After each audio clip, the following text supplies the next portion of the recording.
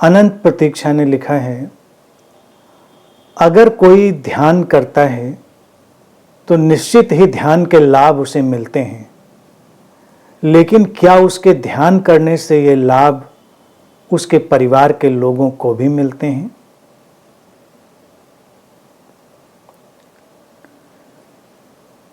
ये प्रश्न जो भी समझदार लोग हैं उनके लिए अप्रासंगिक है, लेकिन फिर भी इस प्रश्न की एक प्रासंगिकता है, क्योंकि बहुत से लोगों के भीतर इस तरह की बातें उठती हैं। पारंपरिक रूप से कुछ ऐसा ढांचा हमने बना लिया है जिसमें इस तरह की बातें प्रचलन में आ गई हैं। ध्यान अगर तुम करते हो, इससे तुम्हारे परिवार को कोई लाभ मिलेगा? बिल्कुल नहीं मिलेगा। ध्यान अकेले की यात्रा है, ध्यान व्यक्तिगत यात्रा है। ध्यान से तुम लाभान्वित होगे, तुम्हारे भीतर शांति आएगी, तुम्हारे भीतर स्थिरता आएगी, लेकिन तुम्हारे परिवार के लोगों को अपनी शांति और स्थिरता पर तो स्वयं काम करना पड़ेगा। तुम्हारे ध्यान करने से उनको कोई ऐसा लाभ हो जाएगा, ये उम्मीद बिल्कुल ही बेमानी है, व्यर्थ है। हमेशा इस बात को याद रखें। लेकिन क्यों प्रश्न उठा है इसको मैं समझता हूं, उसके परिप्रेक्ष्य में हम अभी आते हैं। हाँ, इनडायरेक्ट जो बेनिफिट हैं वो मिलेंगे तुम्हारे परिवार के लोगों को भी, कि तुम शांत होगे तो तुम्हारे परिवार के लोगों को भी उस शांति का एहसास होगा। तुम प्रसन्न होगे तो प्रसन्नता के वातावरण में कुछ जोड़ोगे। तुम ठहराव में जाओगे तो कुछ ठहराव घर में बढ़ेगा।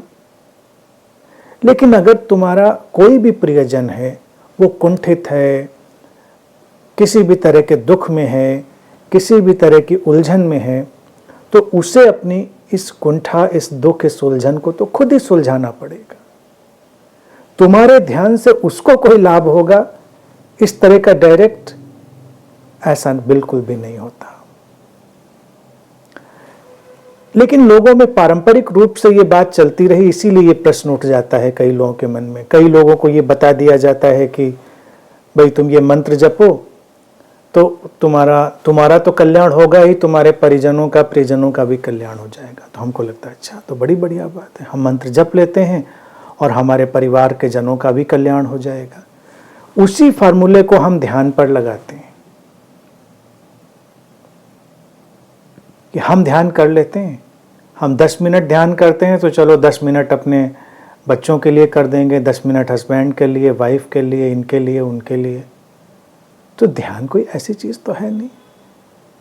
ये तो कॉमन सेंस है कि भूख तुमको लगी है, भोजन तुम करते हो, तो तुम्हारे भोजन करने से तुम्हारे प्रियजनों का कोई पेट भरने वाला है? भरेगा पेट? तुमने भोजन किया, तुमको संतुष्टि मिली। हाँ, अब इसका अप्रत्यक्ष लाभ घर वालों को यह मिलेगा कि तुम चूंकि अपनी भूख को संतुष्ट कर चुके हो, तो तुम आसानी से उनके लिए भोजन उपलब्ध करा सकते हो। भोजन तो तुम भूखे रहकर भी उपलब्ध करा सकते हो, लेकिन अगर तुम्हारी भूख संतुष्ट है तो तुम कम से कम संतुष्ट तो हो ना। ध्यान इसी आंतरिक संतुष्टि की प्रक्रिया का नाम है। ध्यान अकेले हो जाने की प्रक्रिया है, अपने भीतर सुलझाव लाने की घटना है, अपनी समझ को विकसित करने की घटना है। इसलिए ध्यान से ये आकांक्षाएं कोई भी न पाले कि हम ध्यान करेंगे तो हमारे घर परिवार में कुछ बड़ा क्रांतिकारी काम हो जाएगा। वहां कुछ भी नहीं होगा। एक एक व्यक्ति को अपने जीवन में क्रांति लानी होगी, एक एक व्यक्ति को अपने जीवन में रूपांतरण लाना होगा। और दूसरी बात यह भी ध्यान रखो कि तुम कितने भी ध्यान में गहरे उतर जाओ, लेकिन तुम्हारे निकट का व्यक्ति अगर बहुत जड़ है तो बिल्कुल भी बदल नहीं सकता। अब तुम कहो कि अरे हम तो इतने गहरे ध्यान में चले गए और हमारे साथ रहने वाला व्यक्ति जो 24 घंटे रह रहा है उसमें कोई भी बदलाव नहीं आएगा क्या? नहीं आएगा। जब तक वो अपनी जड़ता पर स्वयं परिवर्तन का कोई काम नहीं करेगा, कैसे आएगा? बुद्ध इसके लिए उदाहरण एक दिया करते थे, सुंदर सा प्रैक्टिकल उदाहरण। वो कहते थे कि जैसे सुंदर से सुंदर भोजन में कोई चम्मच पड़ा हो, तो वो चम्मच उस भोजन का स्वाद नहीं ले लेता। भोजन के स्वाद की क्षमता तो तुम्हारे पास है, चम्मच पड़ा रहे। इतना तो भोजन के संपर्क में तुम भी नहीं होते हो जितना चम्मच होता है, लेकिन चम्मच के पास वो स्वाद लेने की क्षमता नहीं है, उसके पास वो सचेतनता नहीं है, वो एक जड़ घटना है। ऐसे ही अगर कोई व्यक्ति अपनी जड़ता में है तो वो किसी बुद्ध के कंधे पर भी बैठा रहे तो बुद्ध के कंधे पर बैठकर भी वो बुद्ध के बाल ही नोचेगा, बदलेगा नहीं। अब तुम सोचो कि अरे वो तो एक बुद्ध के सानिध्य में, एक ऐसे महान व्यक्तित्व के सानिध्य में चला जाएगा तो बदल जाएगा, लेकिन अगर वो अभी बंदर ही है, पूरी तरह जड़ ही है, तो वो बाल नोचने के सिवा कोई काम नहीं करेगा।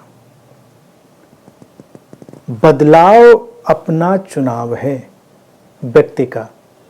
तुम अपने ऊपर काम करो, अपनी शांति में जाओ, इतना ही कर सकते हो, इतना ही तुम्हारे वश में है, और इससे तुम तो लाभान्वित होगे। अब ध्यान के लाभ मिलेंगे। अब लाभ को भी तुम बहुत ज़्यादा फैला कर मत देखना कि ध्यान के लाभ, यानी कि तुम आधे घंटे ध्यान के बाद उठोगे तो तुम्हारे आसन के पास कुछ नोट मिल जाएंगे।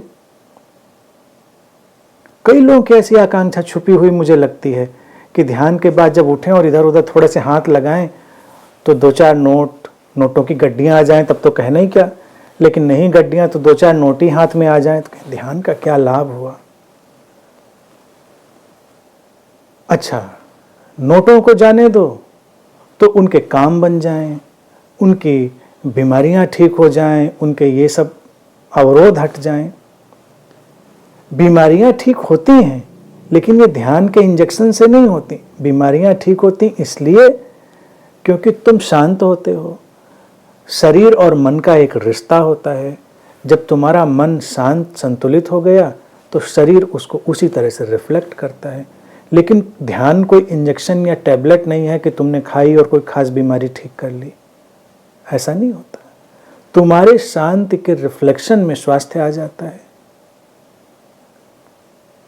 ध्यान के लाभ हमेशा जो व्यवहारिक जगत में है वो अपरोक्ष, इनडायरेक्ट है। डायरेक्ट है तुम्हारी शांति, तुम्हारी प्रसन्नता, तुम्हारा प्रेम, तुम्हारी समस्वरता, ये डायरेक्ट है। इनको अगर तुम लाभ समझते हो तो ये तुम्हारे जीवन में आएंगे। इसके सिवा कोई लाभ तुम अगर लेना चाहते हो तो तुम मुश्किल में पड़ोगे। तुमको बहुत लाभ गिनाएंगे लोग। फला ध्यान करोगे तुम्हारे सिर के बाल उग आएंगे, चेहरे की झुर्रियां गायब हो जाएंगी, ये हो जाएगा, वो हो जाएगा। तुमको इस तरह के ध्यान तो हमको करनी चाहिए।